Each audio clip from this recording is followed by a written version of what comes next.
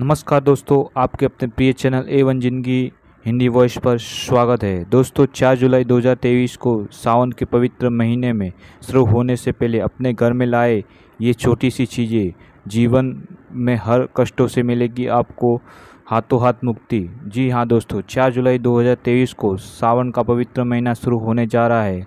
दोस्तों कहा जाता है कि सावन का पूरा महीना भगवान भोलेनाथ को समर्पित होता है। दोस्तों शिव पुराण के अनुसार श्रावण के पवित्र महीना होने से पहले अगर आप अपने घर में ये चीज़ें लाते हैं तो जिसका हम अपने वीडियो में बताएंगे तो भगवान भोलेनाथ की विशेष कृपा आप पर बनी रहेगी। दोस्तों श्रावण का पवित्र महीना बहुत ही पवित्र माना जाता है। श्रावण के महीने में आप के कोई भी कष्ट हो उन सभी कष्टों की मुक्ति मिल जाएगी। दोस्तों श्रावण का महीना व्यक्ति के जीवन में एक नई ऊर्जा भर देता है। वह शारीरिक या मानसिक किसी भी रोग से ग्रसित हो उसका सारा कष्ट वह सारी परेशानियां सावन के इस पवित्र महीने में कष्ट में दूर हो जाती है। दोस्तों सावन के महीने में भगवान भोलेनाथ की विशेष कृपा आप पर बनी रहती है। दोस्तों भोलेनाथ को प्रसन्न करना बहुत ही सरल साधना के द्वारा कर सकते हैं। दोस्तों कहा जाता है कि हिंदू धर्म में प्रत्येक वार सभी अलग अलग देवी देवताओं का माना जाता है। इसी तरह भगवान भोलेनाथ का वार सोमवार बहुत ही महत्वपूर्ण माना गया है।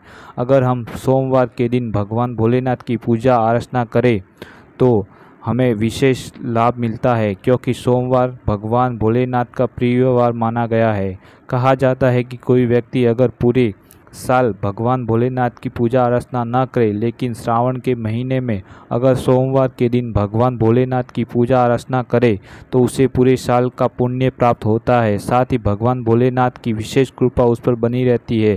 दोस्तों हमेशा एक बात का विशेष ध्यान रखें कि चाहे आपका अच्छा दिन हो या चाहे आपका बुरा दिन, लेकिन प्रत्येक दिन भगवान भोलेनाथ को ना भूलें, क्योंकि भगवान भोलेनाथ इतने दयालु हैं कि आपके द्वारा एक लोटा जल चढ़ाने मात्र व 3 बिलपत्र अर्पण करने पर भगवान भोलेनाथ प्रसन्न हो जाते हैं। दोस्तों एक बार अगर भोलेनाथ प्रसन्न हो गए तो अपनी नया पार हो गई समझ लेना, क्योंकि आपके जीवन में कोई भी कष्ट आ ही नहीं सकता। हम जानते हैं कि दोस्तों वह कौन सी चीज़ें जो सावन के महीने में हमें अपने घर में लानी चाहिए। सबसे पहले नंबर 1 पर आता है बेलपत्र। दोस्तों इस बात का विशेष ध्यान रखें कि भगवान शिव को बेलपत्र विशेष प्रिय है। शिव पुराण के अनुसार बेलपत्र कम से कम 7 महीने तक पवित्र माना गया है। वही किसी भी प्रकार से दूषित नहीं होता, इसलिए आपको 3 बेलपत्र तोड़कर भगवान शिव को अर्पण करना चाहिए। दोस्तों धार्मिक मान्यता के अनुसार अगर व्यक्ति के द्वारा 3 बेलपत्र भगवान शिव को अर्पण करते हैं तो उसकी सारी मनोकामना पूर्ण हो जाती है, उसके सारे कष्ट समाप्त हो जाते हैं, उसके जीवन में खुशियाँ आती है। दोस्तों अगर आपके पैसों से संबंधित कोई भी दिक्कत आ रही है तो आपको भगवान शिव के ऊपर 3 बेलपत्र को चढ़ाकर शिवलिंग पर जल का अभिषेक करें, 108 बार ओम नमः शिवाय का जाप करें। उन 3 बिलपत्रों को अपने पर्स में लाल कपड़े में बांध कर रख दे। इससे यह होगा कि आपको पर्स में हमेशा पैसा भरा रहेगा। आपको कभी दूसरों के सामने हाथ नहीं फैलाना पड़ेगा, क्योंकि बेलपत्र में पैसों को आकर्षित करने की ऊर्जा होती है, जिससे पैसों की कमी नहीं होती तथा भगवान भोलेनाथ की विशेष कृपा आप पर बनी रहती है। अब हम जानते हैं नंबर 2 पर शिव पुराण।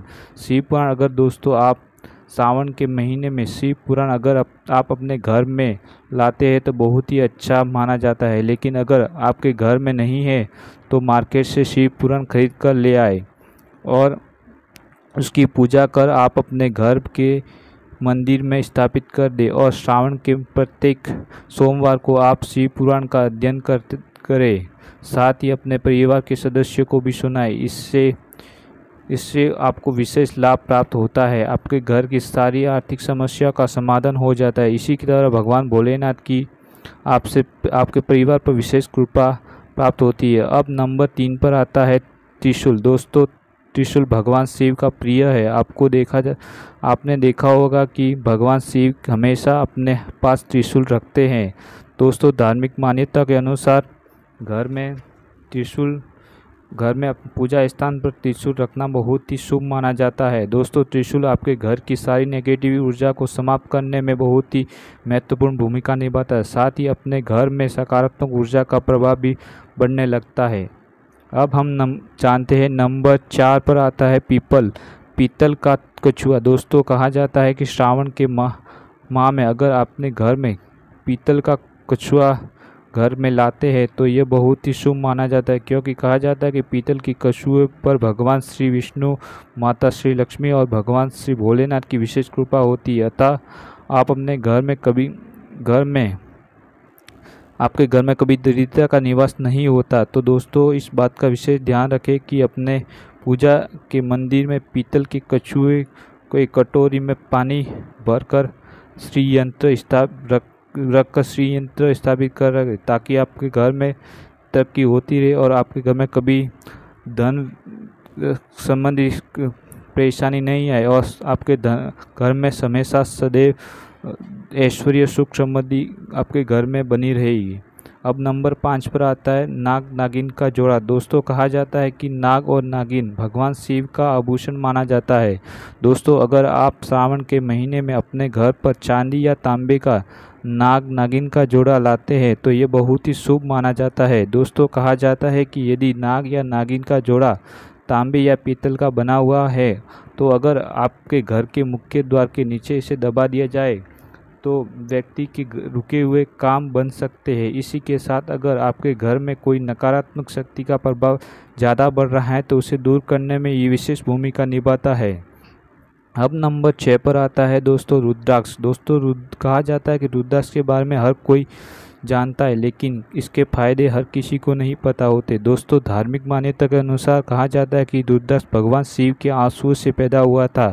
दोस्तों, अगर आप भी श्रावण के महीने में अपने घर रुद्राक्ष लाते हैं तो ये बहुत ही शुभ माना जाता है। साथ ही जिस घर में रुद्राक्ष की पूजा की जाती है वहाँ धन्य धान की वृद्धि होती है। इसी के साथ अगर कोई व्यक्ति सावन के महीने में सोमवार के दिन भगवान शिव की पूजा अर्चना करने के बाद ब्रह्म मुहूर्त में रुद्राक्ष की माला अपने गले में धारण करता है तो उसके जीवन में सकारात्मकता आती है, उसके मान सम्मान में बढ़ोतरी होती है। अब नंबर 7 पर आता है गंगा जल।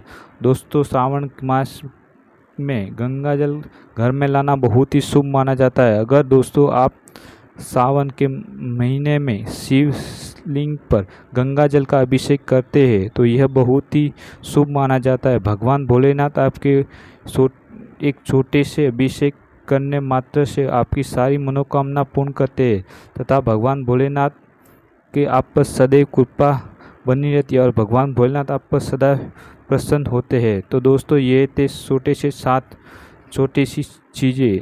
अगर आपको हमारे द्वारा बताई गई जानकारी अच्छी लगी हो तो आप हमारे YouTube चैनल को लाइक व सब्सक्राइब जरूर करें और बेल आइकन को ऑन करना ना भूलें, क्योंकि जब भी हम नई कोई वीडियो लाएंगे उसका आपको नोटिफिकेशन मिल सके।